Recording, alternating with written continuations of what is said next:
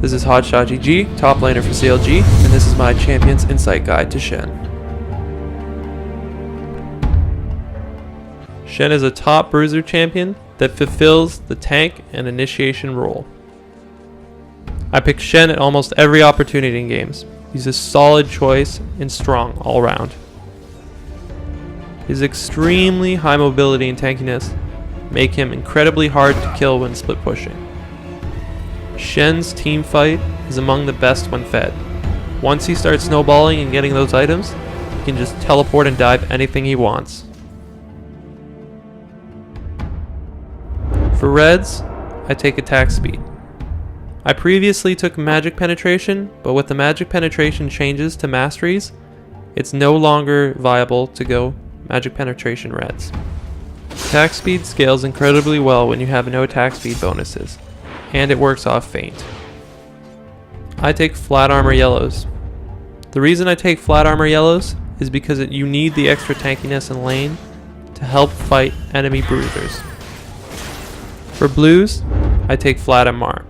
The reason I take flat MR is for champions like Vlad and Rumble. You cannot win without them. For quints, I take movement speed. Movement speed is important because it helps you initiate and escape from fights. For masteries, I take 1 point in offense, 27 points into defense, and 2 points into utility. In offense, I take 1 point in Summoner's Wrath for the Ignite buff. I take 27 points into defense. I pick up almost all the masteries except for the ones used for jungling. I take 2 points in utility for improved flash and recall. Right out the gate, you want to buy either a 4 potion, 4 health potions, 1 ward, or 9 potions, 2 wards. Based on which matchup you are playing, you should cater your needs to that. So on your first base back, you want to typically try to buy a Giant's Belt. If you don't have enough money for that, you buy Doran's Shield. Shen has an extremely hard time pushing lanes, and Sunfire counteracts that. That's why, using the Giant's Belt, you want to pick up a Sunfire as soon as possible. Take a look at the enemy team comp. Based on if the enemy has a lot of CCs, you want to pick up Merc Treads. If not, you want to pick up Ninja Tabby. So your next purchase is usually a Warmog's. Warmog's Sunfire is really core to Shen, and it makes him extremely strong. The second you buy both those items, you're usually a huge threat in a team fight, as well as a major tank. It's more cost effective to just buy Negatron cloaks if you need MR. Buying something like Spirit Visage on Shen doesn't really need the CR that much, and it doesn't give you that much flat MR. In the end, your build should look something like Sunfire Cape, Warmog's, Ninja Tabby, and Randuin's Omen. Or Warmog's, Sunfire, Merc Treads, Spirit Visage, and 1 or 2 Negatron cloaks. It depends on the enemy team comp.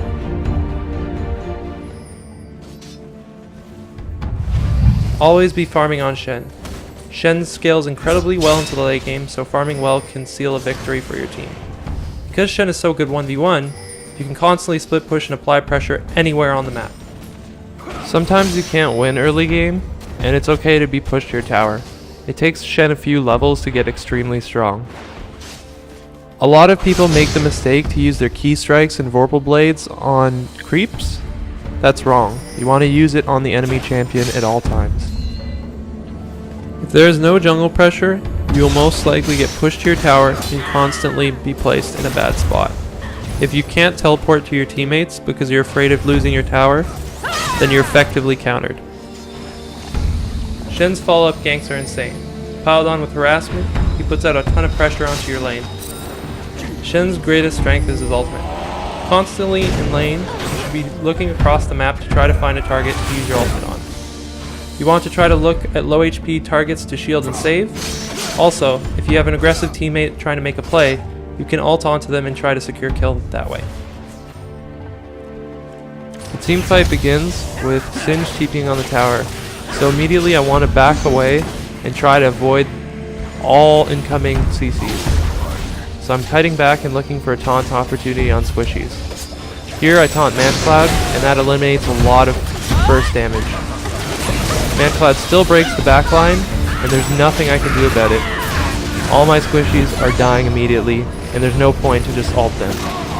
Doublelift was in good position, so I ulted him, and Doublelift cleans up Zuna. Red team double kill.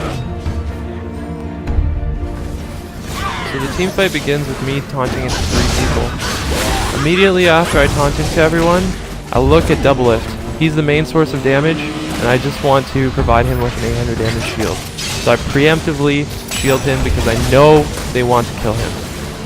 After that, it's just trying to survive. Just because you're 20% HP doesn't mean you can't still fight. Just wait until your cooldowns are all up, your energy is full, and just stay behind your squishies. That ensures that you have that extra presence to taunt in if they apply pressure onto your squishies. So Muffin Cutie in this instance is wandering around alone. He gets caught by Link, and I flash taunt to secure the kill. Once the kill is secured on Muffin, at this point they can't win. So we just try to drop Zuna as fast as possible because he's the highest source of damage, and also pay attention to Mandatory Cloud.